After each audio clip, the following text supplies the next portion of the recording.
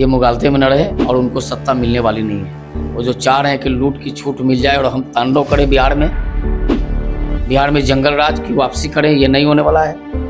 अब एनडीए की सरकार, डबल इंजन की सरकार चलने वाली है। जो गलत करने वाले हैं सब जेल जाएंगे। ये लोग इतना मन बढ़ा कि अब तो एमपी पर गोली चला रहे हैं। बिहार में जंगल राज नहीं आने वाला है। बिहार में डबल इंजन की सरकार बन गई है। दिस सिंह और आप देख रहे हैं NL9 न्यूज़। आज हम खड़े हैं पटना के बीजेपी कार्यालय में। आज हम बात करेंगे राकेश सिंह, जो कि बीजेपी प्रवक्ता है। उनसे बात करके जानेंगे कि एग्जिट पोल आ चुका है, अब पार्टी की क्या रणनीति है, क्या अपेक्षाएं हैं, और जानेंगे कि आखिर किस तरफ जा रही है बीजेपी की दिशा, क्या है, लोगों के प्रति क्या है। तो हम ये उनसे बात करके जानेंगे और साथ ही में ये देखेंगे कि 4 जून को क्या फैसला आएगा। सर, जैसा हम जानते हैं कि 7वें चरण की वोटिंग समाप्त हो गई है और 4 जून को इलेक्शन का रिजल्ट आने वाला है। एग्जिट पोल पे सर कई तरीके के सवाल उठाए जा रहे हैं। मीडिया का कहना है कि एनडीए और बीजेपी की सीट काफ़ी अच्छी है, पर जो अपोजिशन है वो एग्जिट पोल पे कई सवाल उठा रहे हैं। इसके बारे में आप कुछ बोलेंगे? देखिए, अपोजिशन पहले ही हार मान लिया है और देश की जनता ने नरेंद्र मोदी के ऊपर मुहर लगा दिया है। अब तो एक दिन सिर्फ बचे हैं, 4 को रिजल्ट आएगा। हम लोगों ने पहले ही कहा है कि 4 को हम 40 सीट जीतेंगे और देश में 400 पार करेंगे। एग्जिट पोल का भी जितने सर्वे का रिपोर्ट आया है लगभग उसी के आसपास है। विपक्षी का क्या है, अब विपक्षी पहले कल मीटिंग किया था दिल्ली में। उसने कहा कि मीटिंग के बाद हम प्रधानमंत्री का उम्मीदवार तय करेंगे, मतलब प्रधानमंत्री के नामों का घोषणा करेंगे बाद में।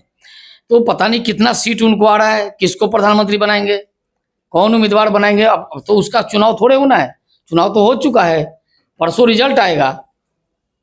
तो विपक्षी हताशा में, निराशा में, तरह तरह की बातें लगातार देख रहे हैं। प्रत्येक घंटे उनका बयान बदल रहा है। और 4 तारीख को वो लोग दोपहर के बाद सभी जो भारत के जितने राजधानी हैं स्टेट के, सभी राजधानियों में, खास करके पटना में डाकबंगला चौराहे पर राजद के और कांग्रेस के पूरा इंडी गठबंधन के लोग ईवीएम लेके बैठने वाले हैं धरने पर। और ईवीएम को गाली देंगे, कोसेंगे, कहेंगे कि इसी ईवीएम ने हमको हरा दिया। ये सब ट्रायल चल रहा है। तो यही कहने वाले हैं, चूंकि देश की जनता ने मुहर नरेंद्र मोदी जी को लगा दिया है। 400 पार इस बार मोदी जी की सरकार बनना तय है। ये लोग कुछ भी कर ले, अब करना क्या है, अब तो सब कुछ हो गया है, बस बक्सा खुलना है। 4 को रिजल्ट आने वाला है। सर, उसी बक्से पे सवाल उठ रही है कि जो वोटिंग होती है वो निष्पक्ष नहीं होती। ईवीएम पे सवाल उठाए जा रहे हैं। अभी हाल ही में ममता बनर्जी का बयान आया कि अगर काउंटिंग सही से होगा तो इस बार नरेंद्र मोदी का सफा चट होना है। तो इसके बारे में आप क्या बोलेंगे? ममता बनर्जी जी को पिछले बार अधिक सीट आया था, विधानसभा में सीट अधिक आया। दिल्ली में केजरीवाल जी का सरकार बना, पंजाब में किसी सरकार बनी, कर्नाटक में किसकी सरकार बनी। तो ये क्या है ना, इनके मन का अगर होता है तो ईवीएम ठीक है। अगर इनके मन के विपरीत या इनके इच्छा के विपरीत अगर रिजल्ट आता है तो ईवीएम खराब। तो हम तो पहले बताए हैं कि ईवीएम का रोना ये रोएंगे, लेकिन देश की जनता इनकी रोने की आवाज को सुनने वाली नहीं है। देश की जनता ने अपने विचार को, अपने बहुमत को ईवीएम में बंद कर रखा है। 4 को रिजल्ट आएगा, 400 पार करेंगे और ये लोग बिल्कुल अस्थायी रूप से अब छुट्टी में चले जाएंगे, क्योंकि देश की जनता को इन पर भरोसा नहीं है। इन लोगों को केवल अपने परिवार पर भरोसा है और भ्रष्टाचार पर भरोसा है। ये ईमानदारी की बात नहीं कर सकते हैं, कोई काम की बात नहीं करेंगे, कोई विकास की बात नहीं करेंगे, परिवार की बात जरूर करेंगे। मेरे परिवार का आदमी मुख्यमंत्री हो जाए, मेरे परिवार का आदमी प्रधानमंत्री बन जाए, मेरे परिवार का ही आदमी कोई भी मंत्री बन जाए, इससे आगे ये निकल नहीं सकते हैं। सर, एग्जिट पोल को लेके गोदी मीडिया काफी चर्चे में। कहा जा रहा है कि जो गोदी मीडिया है वो मीडिया जिन्हें बीजेपी ने खरीद रखा है, बीजेपी के हिसाब से चलते हैं। तो इसके बारे में आप कुछ बोलेंगे? देखिए, भारतीय जनता पार्टी को जनता पर भरोसा है, इस देश की जनता पर भरोसा है, और इस देश की जनता का जो माइंडेड है वही मीडिया दिखा रही है और कुछ दिखा नहीं रही है। मीडिया भी अपने हिसाब से सर्वेक्षण कराई है। हो सकता है उस जो दिखा रहे हैं उससे भी ज्यादा रिजल्ट आए। वो तो एक आकलन है, एक सर्वे है, कुछ लोगों का विचारों को लिया जाता है। 100% सभी लोगों के पास लोग नहीं पहुंच पाता है कोई भी, और 100% का रिजल्ट पता नहीं कितना आएगा। इसलिए आपको बता दें, अंडर करंट है, मोदी जी के नाम पर लहर है, मोदी जी के काम का लहर है, मोदी जी के जो जनता पर जो विश्वास है उसका परिणाम 4 को दिखेगा। और ये लोग सभी के सभी जो बोल रहे हैं आज, जो अपने को गाल बजा रहे हैं, सब फेल हो जाएंगे। पास केवल नरेंद्र मोदी होने वाले हैं। प्रचंड बहुमत से उनकी सरकार बनने जा रही है। कोई मुगालते में न रहे। जिनको शंका है, जिनको लगता है कि हम जीतेंगे, उनका 4 तारीख को उनकी मनसा ढह जाएगी।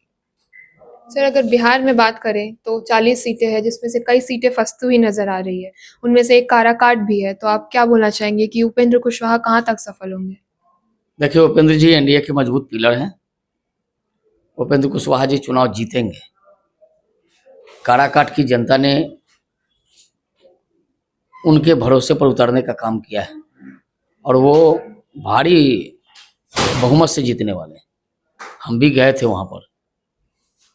जनता का मिजाज केवल एनडीए के साथ है। जिस क्षेत्र की जनता को आप पूछेंगे, सब नरेंद्र मोदी को देख रहा है, केवल नरेंद्र मोदी को देख रहे हैं। अगर नरेंद्र मोदी जी, चूंकि नरेंद्र मोदी के साथ है सब लोग, किसी को ये पता नहीं है कौन किस कैंडिडेट किस क्षेत्र से है। सबको पता है कि हम मोदी जी को जिताना है, मोदी जी के हाथ को मजबूत करना है। मैं काराकाट गया था और काराकाट की जनता ने भी तय कर दिया कि उपेंद्र कुशवाहा जी को जिताकर नरेंद्र मोदी के हाथों को मजबूत करना है। सर जो बाकी जगह फंसती हुई नजर आ रही है, तो भाजपा से चूक कहाँ हुई सर बिहार में? कहीं हम फंसने नहीं जा रहे हैं। अगर उन लोग को जहानाबाद है, महाराजगंज है, जिनको 2 सीट नहीं आ रहा है वो 295 करें। हम तो पहले से 400 सीट कहा था।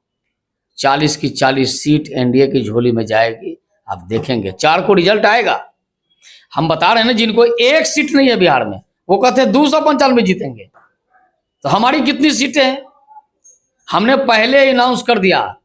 हमारी पार्टी के केंद्रीय नेतृत्व, प्रदेश नेतृत्व, सबने कहा हम 400 पार करेंगे।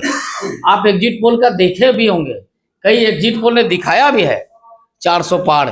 खैर एग्जिट पोल तो अब आज तक ही 4 को 400 पार होना तय है और बिहार से 40 की 40 सीट नरेंद्र मोदी जी की झोली में भी जाना तय है। सर विपक्ष का ये भी एक बयान आया कि नीतीश कुमार फिर से पलटने वाले हैं, तो इस पर भी आप कुछ बोलना चाहेंगे? अब ये सब जो मंसूबे पाले हैं, उनके मंसूबे कभी सफल नहीं होने वाले हैं। नीतीश कुमार जी ने कह दिया हम एनडीए के साथ हैं। कुछ गलतियां हो गई थी, लेकिन हम पुराने मित्रों के साथ चले गए। ये मुगालते में न रहे और उनको सत्ता मिलने वाली नहीं है। वो जो चाह रहे हैं कि लूट की छूट मिल जाए और हम तांडव करें बिहार में जंगल राज की वापसी करें, ये नहीं होने वाला है। अब एनडीए की सरकार, डबल इंजन की सरकार चलने वाली है। जो गलत करने वाले हैं सब जेल जाएंगे। ये लोग इतना मन बढ़ा कि अब तो एमपी पर गोली चला रहे हैं। बिहार में जंगल राज नहीं आने वाला है। बिहार में डबल इंजन की सरकार बन गई है। माफिया, मवाली, अपराधी के दिन अब लदने वाले हैं। बिहार फिर से विकास की ओर दौड़ पड़ेगा। सर माफिया की तरफ किसे इशारा कर रहे हैं? बिल्कुल, माफिया लोगों का जमाना नहीं आने वाला है। सर किसकी तरफ इशारा कर रहे हैं? आप सब कुछ जानते हैं। किस पार्टी ने माफियाओं को पाला? किस पार्टी ने बालू माफिया, शराब माफिया, जमीन माफिया को किस पार्टी ने प्रोत्साहन दिया? सबको पता है। बिहार में राष्ट्रीय जनता दल ने जंगल राज का सूत्रपात किया। बिहार की जनता ने उस जंगल राज को उखाड़ फेंकने का काम किया। तो आपको सबको पता है कि माफियाओं को कौन पालता है, कौन पोसता है, कौन मनोबल बढ़ाता है। बिहार में अब ये नहीं चलने वाला है। बिहार में एनडीए की सरकार बन गई, अब दोबारा उनकी दाल गलने वाली नहीं है। सर कल जो हमला हुआ पाटलिपुत्र में रामकृपाल यादव के ऊपर, आप कुछ बोलना चाहेंगे? देखिए, रामकृपाल यादव जी पाटलिपुत्र से लगातार जीत रहे हैं और जब उनको पता चला कि मसौड़ी में उनके लोगों पर हमले हुए, उनसे मिलने गए थे। और जब उनसे मिलने गए तो लोगों ने उन पर गोली का बौछार कर दिया। हद हो गई।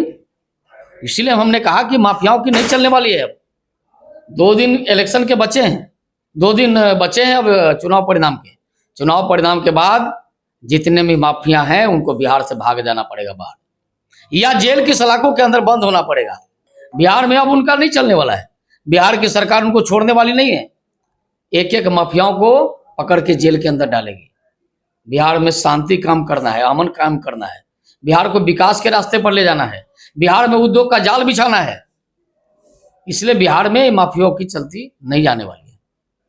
सर, महाराष्ट्र में भी कहा जा रहा है कि सीट इस बार कमने वाली है। पिछले बार 41 थी, इस बार 30 या 25 वहां तक जा सकता है, तो इसके बारे में आप बोलना चाहेंगे? देखिए, देश में अब महाराष्ट्र के बारे में पूरी जानकारी नहीं ली है, लेकिन हम जरूर इतना कहेंगे, देश के सभी राज्यों में कि जनता ने मोदी जी को मुहर लगाया है और हमको हमारे आशा के अनुरूप नहीं, आशा से ज़्यादा सीट राज्यों की जनता हमको दे रही है। इसीलिए तो हम 400 पार करने जा रहे हैं। मोदी जी पर भरोसा किया है और मोदी जी के भरोसे पर देश की जनता कायम है। मोदी जी पर जो भरोसा किया है, मोदी जी उस पर खड़े उतरे हैं, तो देश की जनता ने भी जो मैंडेट दिया है, हम 400 पार करेंगे।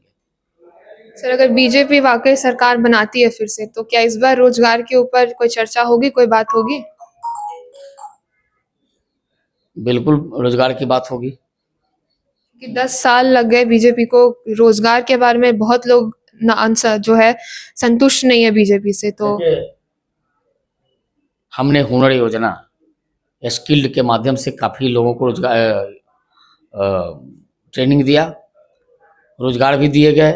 बीच में कोरोना काल में जो गति रुका था, फिर से हमारी सरकार अब बनने जा रही है। देश में विकास के पहिया आगे बढ़ेगा और इस देश को दुनिया का तीसरी आर्थिक शक्ति बनाना है, प्रधानमंत्री जी ने कहा है, और इसको पूरा करके ही दम लेंगे।